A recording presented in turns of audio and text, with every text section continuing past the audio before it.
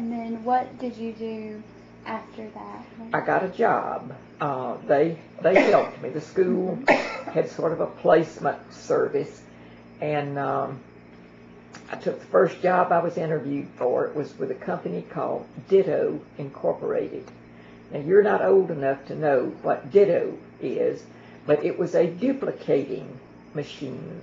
It printed purple, and this was before, this is back when you typed to master, and there was a sheet of carbon behind what you were typing, and then you put that sheet on, and you had to put there was an alcohol-based fluid in the machine, and you cranked it and ran off your copies.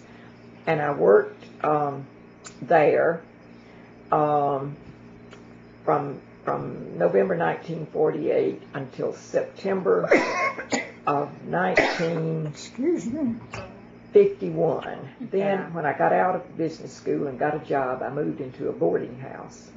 There was a boarding house at 15 South Auburndale Street. They ran an ad in the paper a lot. Women lived there, 10, 12 women. The owners, their son and his wife and little boy lived there, and we had one bathroom. And it was no problem. No, it was a big house. They finally put in a second bathroom, but then in Atlanta, again, I was in a big boarding house.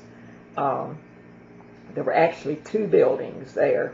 Mr. and Ms. Meisenhammer operated them, and the women lived in one boarding house, and they had men in the other boarding house, and the dining room was in the house where the men were, and we'd have to go over there for breakfast and then go back, for dinner. And now, when I got to Houston, I don't know, Texans were sort of different.